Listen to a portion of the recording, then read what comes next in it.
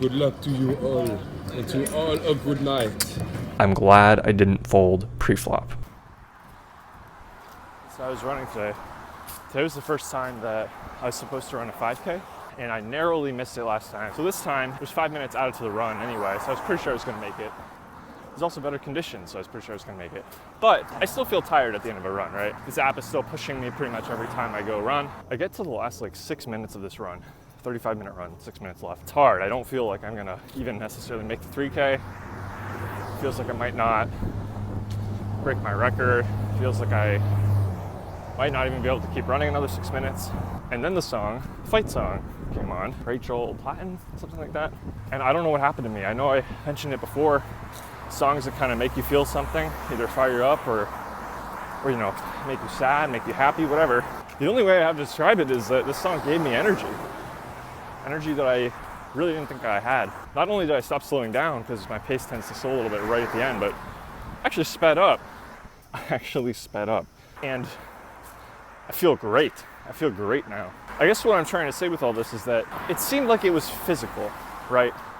It seemed like I physically couldn't keep running, but that wasn't it. That wasn't it at all, actually. A ton of it's mental. And that's not to downplay the physical part of this, because obviously you need to, the exercise itself is how I got to the point where I could come close to a 5K, right?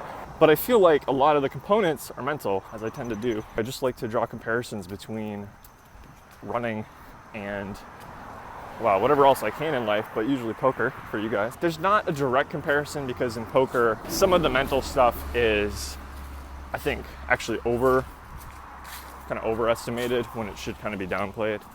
But I do think that confidence and believing that you can succeed in a game at a certain stakes level, that you can get better, those are all primarily mental things. They're not even typically related to like practice, in the sense that they're not like, oh, let me do this drill and I'll feel confident about moving up to 2.5 or 5.10 or whatever it is, playing bigger tournaments.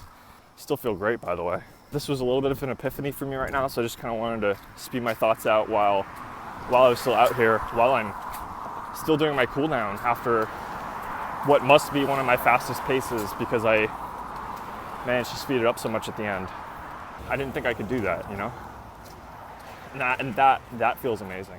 Having the thought or the feeling that you can't do it, and then fucking doing it, unreal. I feel like I could run another 5K right now. I don't think I could actually, but hey, that's mental too, so you never know. But let's go shower.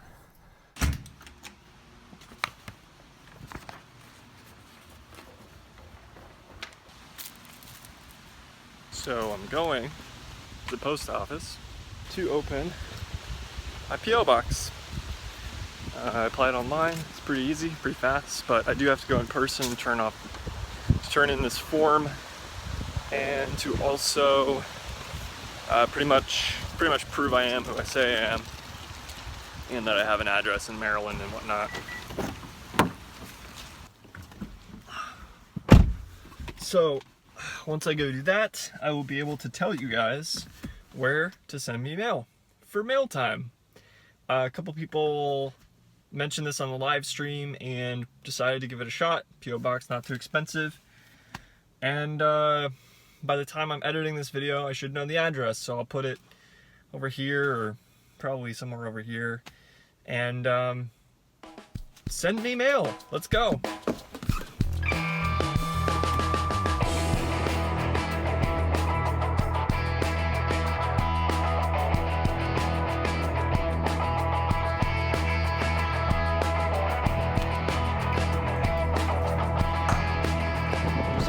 Where they couldn't find the keys, but then they opened a pack with some new ones or something, so I'm not really sure what the deal is there, but theoretically I could start sending mail to my P.O. box now, which means so can you. Send me mail, do it, it'll be fun.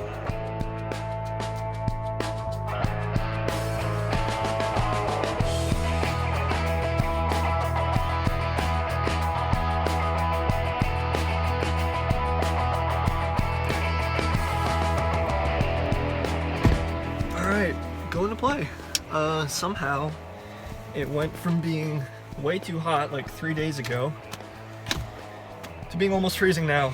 So I'm wearing a coat. It's going down to 40 tonight and gonna play some poker. I had a productive work day, so just decided, got that itch to grind. Gonna go scratch it. Let's go.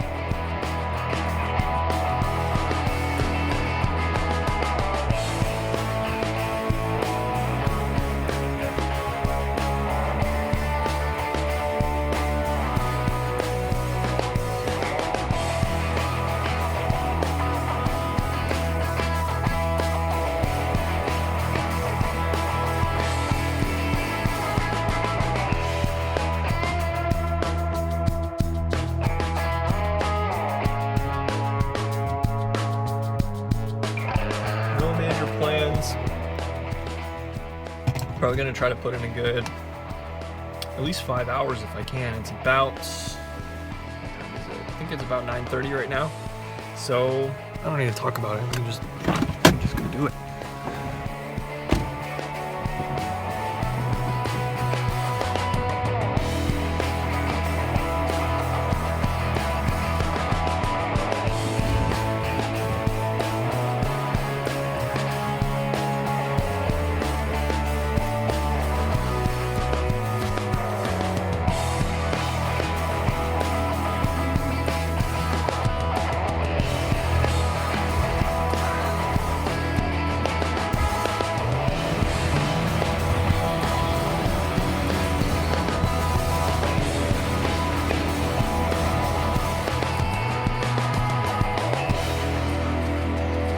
Alright, so back at Maryland Live for the third time in a row, and actually I didn't think about this before, but ended up moving up stakes each subsequent session. So started at 1-2, then played 1-3, and this session is going to be at 2-5. So that wasn't really on purpose in any way, but just kind of worked out that way. Was definitely glad to be getting back to 2-5. Hadn't played 2-5 since Vegas, and was kind of, chomping at the bit, so to speak. So right away got involved in a hand with a younger, aggressive guy. He might have been a pro or a semi-pro. He opens to 20 from under the gun. There's a pro in the small blind who makes the call. I'm in the big blind. I have 8-6 of clubs, and I also make the call. Flop is 10-8 deuce, all spades, and it ends up checking around. Turn is another 10, and small blind now leads out. I don't really see any reason to fold here, so I make the call, and the preflop raiser ends up folding. The river's an offsuit 9, and the small blind leads again, this time pretty big. He leads for 110, and it's a little tricky. I felt like he might have been using a larger sizing to sort of target 10x in my range, so if he had a really big 10 or something like that, maybe even a full house, he might use a bigger sizing, but in the end, it felt like he could have so many misdraws that I thought it was fine to call.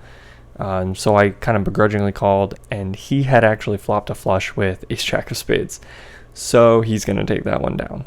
In this next hand, under the gun, open limps, and I've seen him open limp with ace-jack offsuit so far. So he's definitely limping some pretty strong hands, and he hasn't raised yet. So when it folds around to me in the small blind, and I have jack 3 of diamonds, I just decided to complete. I think that even though this is a pretty loose call, I just think there's going to be a lot of spots where we can get him to fold when we think he bricks his strong range on the flop, or like how happens in this hand, I'll just make a hand and be able to extract some value. The big blind ends up checking as well, and we flop trips. Pre-flop, police be damned. The flop is queen 3-3 with 2 hearts. I decided to lead out for 15. The big blind folds, and under the gun ends up calling. This is a good sign. I normally expect him to have a queen here, and he wouldn't necessarily raise that hand. It's pretty hard for him to ever have us beat as well. You could have some flush draws too, but I think more often than not he's going to have a queen. The turns, the ace of hearts. Kind of confusing card just because it does bring in the flush, but like I said, I don't think he's going to have as many flushes as queen X. Ace queen has now improved but doesn't beat us, so we can get a lot of value from it. And a hand like king queen probably isn't happy with this turn card, but he probably never puts us on an ace either. So I decided to continue betting. I make it 35 now. He calls pretty quickly, and we're off to a river card. The river is the 5 of hearts. I check, and he now bets 65. It's turned into a pretty awkward spot because he can definitely have some hearts in his range. It's not that hard for him to have one heart like king of hearts with a queen. Even maybe something like ace x with the king of hearts, but it's hard for me to think that he would float with a lot of hands that are just the king of hearts on the flop, really. He kind of has to have something with it. And the same goes for any worse hearts. Like, there's just not a lot of hands that I think he would limp under the gun that have, say, the jack of hearts in them, because I don't think he's just limping queen jack offsuit. He's been playing tight even though he's limping. So while I'm thinking this through, I just start cutting out some chips. He doesn't really seem that happy with the situation, so I do end up putting out the call, and he turns over ace king with no heart. So jack 3 is going to win this one, and I turn it over and scoop in the pot. I wasn't really sure what he was trying to accomplish with his bet. I think once I didn't insta-call, he thought his hand might be good, but I think it was kind of a bluff to get me off of like a really weak heart or something like that. Sometimes it's a little hard to know when you're playing against someone you really haven't played with before, kind of what they were thinking. So we're 7-handed in this hand, and the big blind, I mean, I don't know if he was actually going to fold or not, but he doesn't know that the big blind is on him. So I asked him to put it out, basically, just to remind him so he doesn't fold. So he puts the big blind out, and I actually look down at red pocket aces. I bump it up to 25, folds around to the button, who makes the call, and the big blind now 3-bets. He bumps it up to 80. Kind of confusing because he seemed like he was almost folding. I considered flatting just because I didn't think he was going to be that strong, but I just figured he probably isn't going to 3-bet and fold. So I bump it up to 220. The button folds, and the big blind pretty much insta-calls. Kind of important here is the fact that I have about $450 behind, and the pot is now going to be about $460 or so going to the flop. The flop ends up coming king jack 4 rainbow, and the big blind now leads for 150. So it's a little bit of a weird spot, but the SPR is just way too small. The pot's huge compared to our stack. I just have to put the money in if he somehow has a better hand, which I think is still pretty unlikely, but if he does have a better hand, it's just too bad for us. So I raise all in, he insta-calls, and I'm thinking, oh no, he must have like pocket fours or king jack, you know? I ask him if he has a set. He asks me if I have aces. I say yes, and he says that they're good. Board runs out with 2 bricks, and I turn it over, and he shows king 10 offsuit. So I think a little bit of an overplay on his part, but kind of understandable once he flops top pair that he just wants to put the money in, given there's so little behind. He also has us covered, which is nice because we just get the full double up on more than 100 big blinds and start off the session with pretty nice profit. So in this hand, I believe it's the same player in the big blind. I'm under the gun again, and I open. We're 6-handed. I open pocket 9s. Both the button and the big blind call. The flop comes 3 deuce deuce. The big blind checks. I bet 40. The button folds, and the big blind calls. The turn is a 7, and the big blind now leads for 80. Thought it was kind of weird, but I wasn't that worried about many hands beating me. I think if he was gonna have something like a 3 in this spot, he would be more likely to check raise the flop than check call and then lead the turn, or just keep check calling. And something like pocket 7s, I think, just has us so crushed that he would most likely just check the turn. Although it's also possible he would lead the flop, which makes it even less likely he can have that hand now. So I do make the call. The river's a 5, and he tanks and checks. I thought pretty long about betting, but I just had a lot of trouble thinking that I would get called by anything, and there's just so much random nonsense that he has to fold. I just decided to check it back. I don't think I really lose so much, so maybe I should be going for a small bet here, but I ended up just checking it behind. He says any pair is good, so I table my hand, and it is indeed good. I had a comment recently, actually, pretty much exactly about this spot where a recreational player either has bluffed the river and doesn't want to show, or it's very obvious they don't have the best hand and they don't want to show, and they are sort of supposed to show first based on position, and how I basically never force them to show first. And I explained this in the comment, but I just want to mention it briefly.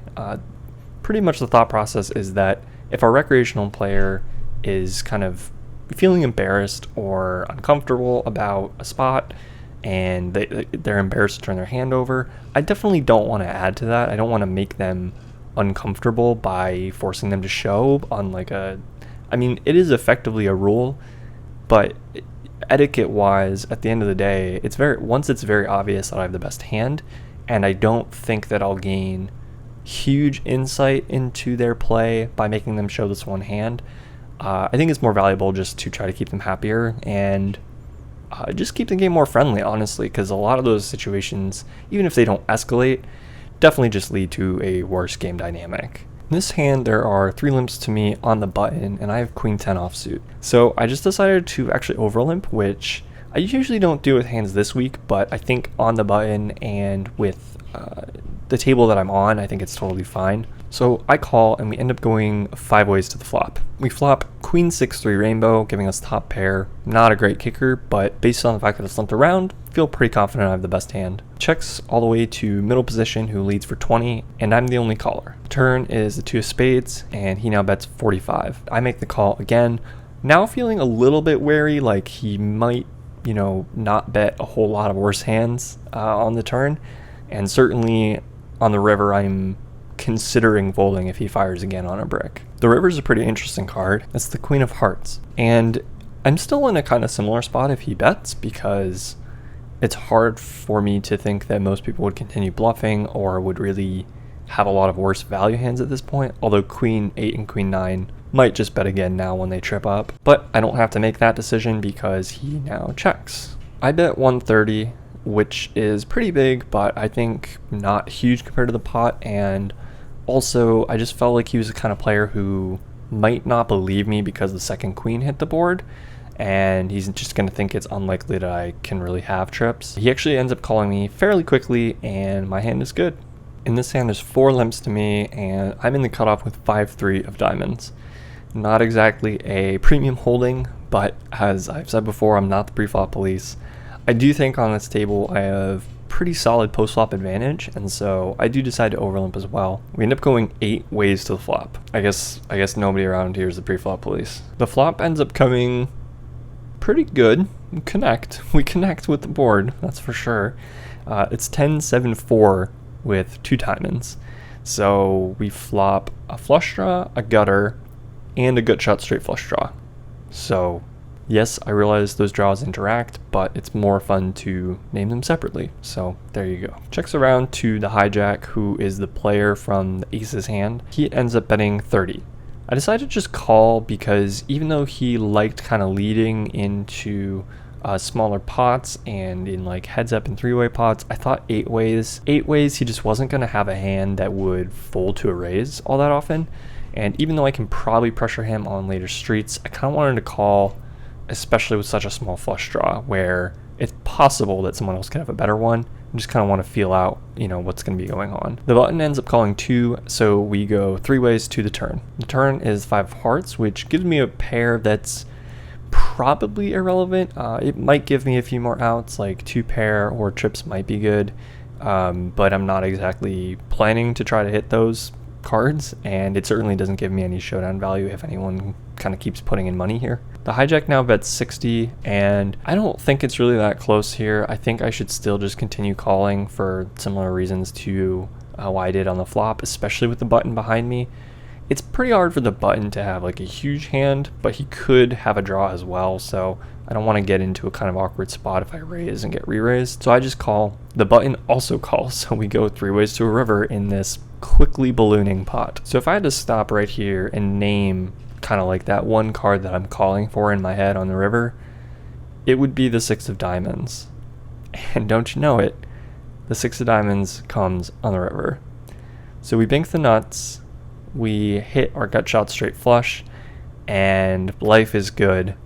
Life is even better when the hijack continues. He bets 100 now. Even though he's betting a small number in relation to the pot, $100 is not a tiny bet.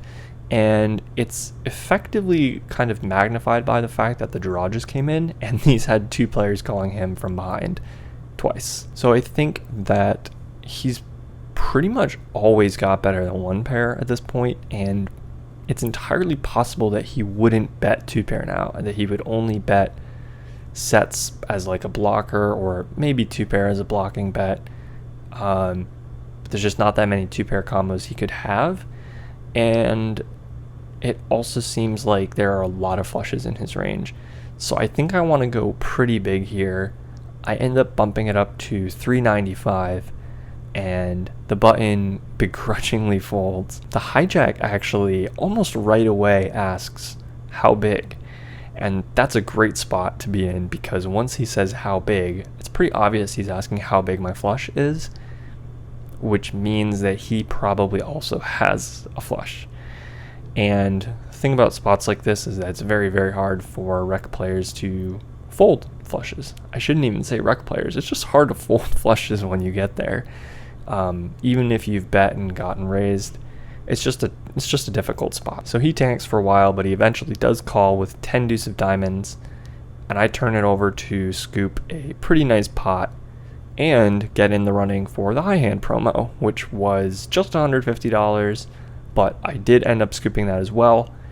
Definitely not complaining about the extra money. This next hand was one of the few straddled pots of the night. So in this hand, there's two limps. I make it 60 with pocket queens. Middle position, who is the player who paid me off when I had tripped queens, calls as one of the limpers, and the cutoff, who was in the aces and the 5-3 of diamonds hand, also calls. Before the dealer can even scoop in all the money, middle position goes all in dark, which means he goes all in without seeing the flop. It's $150. The flop comes out 9-5 deuce with all hearts. The cutoff tanks for a while and calls.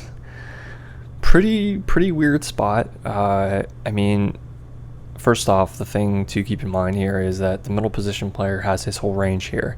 So anything he limp calls pre-flop in this straddle hand for 60 is all in now.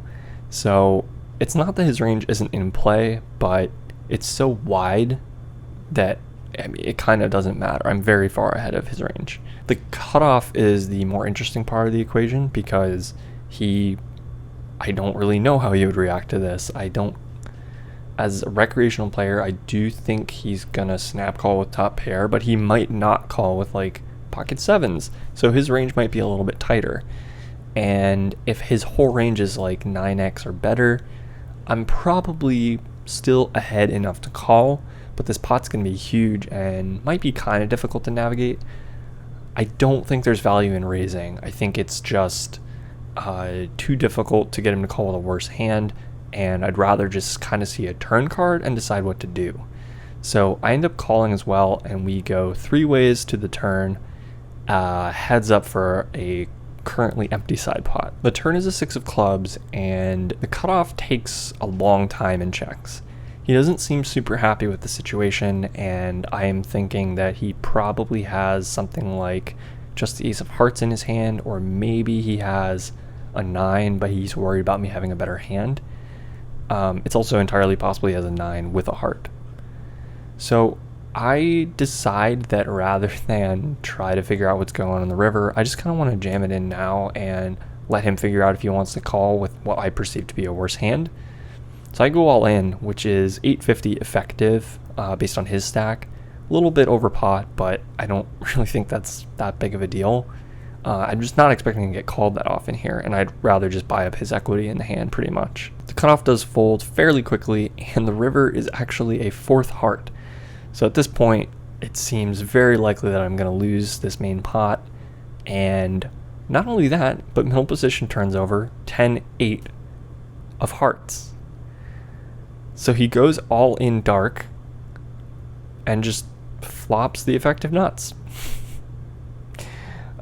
Pretty frustrating situation. I think I would have been much more annoyed if I wasn't already up a bunch. Helps when you're in for 5 and sitting on more than $2,000. So, you know, not much I can complain about there, but kind of crazy that he just spikes it on the flop. I'd like to know what the pre-flop police have to say about that one from the 10-8 of hearts. So at this point, it's pretty late in the night, and we end up getting moved to a table that's just closer to the front of the room, I think, so that they can clean it and kind of consolidate everyone. So we're all in the same seats. We've been playing for a while, and with kind of the same people, like 6, 7-handed on and off. So in this hand we are 7-handed, and there's a new player who opens under the gun to 20. There's one caller in the cutoff, and I flat on the button with pocket fives. The guy in the big blind has been doing a lot of really interesting like overbets and weird jams, and he's been showing some bluffs. In one spot he made a really big 4-bet jam back before we moved and showed queen 9 of clubs to a guy who probably folded like a really big hand. I think he said he folded ace queen, but at the time I expected him to have like ace king and jacks plus. He also claimed it was his first time playing 2-5, which is pretty interesting because I think most people who, if it's actually their first time playing 2-5, they feel kind of nervous about tossing that kind of money around. So anyway, the big blind now bumps it to 100, and even though I don't think he's necessarily super strong, I don't love this spot because I'm pretty much playing my hand trying to make a set, not really looking to play against a wide range. Hero call down with like third or fourth pair. I wasn't looking forward to anything like that. So if it folded me, I was probably just gonna fold. And even though he has like a little over 1,000 in front of him, I just didn't think it was enough to kind of justify only set mining. So my plan was kind of to fold until under the gun and the cutoff both called. At this point, I'm getting way too good of a price. There's already 320 bucks out there, and I only have to call 80 more. And this guy's got 1,000 in a stack. The other players are also reasonably deep. I just can't justify folding anymore. So I make the call. So there's 400 bucks in the pot going to the flop 4-handed, and we flop Gen. The flop's 10-5-4 with 2 clubs, and the big blind, who has done some weird stuff before, open jams for what looks like about 1,100. Under the gun and the cutoff both fold. I obviously insta-call. I don't ask for a count, that's for sure. And the turn is an ace. The river's a brick. There's a brief moment of panic in me as he starts to turn over his cards really confidently. I was like, if he has aces, I am out of here, right? I'm just gonna pick up and leave. But luckily, he turns over ace 10. So he made this big re-raise with ace 10 and then flopped top pair and just jammed, which, I mean, based on his image, it's probably actually a good jam, because if I had pocket 9s or 8s, I would be very skeptical that he has anything, and I might still call. But this time I had a set, and I had to turn it over and scoop this more than $2,000 pot. I'm glad I didn't fold pre-flop. So that spot closed out the night for me. Didn't really play any other significant hands, and pretty much just racked up after that. Send me home. You can go home with that money, man. You don't need to go home without that money. His feet were still moving when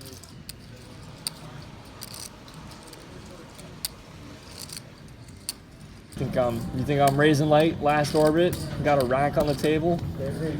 Out. Probably. He says probably. That's all she wrote. No, he's like, oh, this guy's going, I'm out of here. Yeah, just kidding. I got a fish. This fucking fish is leaving.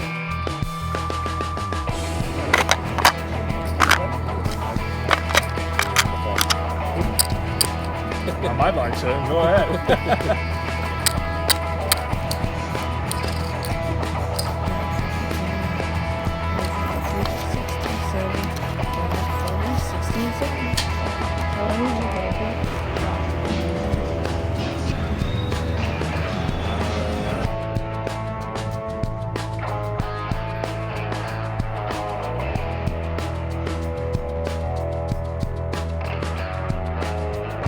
Unreal.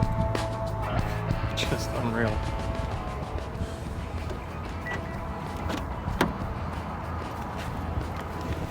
I know that I've been running good. There's no way around that, around saying not. It's true, I've been running great. So you can imagine how, mostly I just wanted to book a win. I wasn't really, expecting to just win 600 big blinds. Unreal. In for 500, out for 36.20 from just poker, and then I won the high hand on the straight flush hand. So I usually don't really count that promo type stuff. Pretty surreal feeling. This is not my biggest win ever, but my biggest win in a long time, and definitely top 5 for sure. So in for 500, out for 36.20. That's a profit of $3,020 and marks the 8th win in a row on this vlog.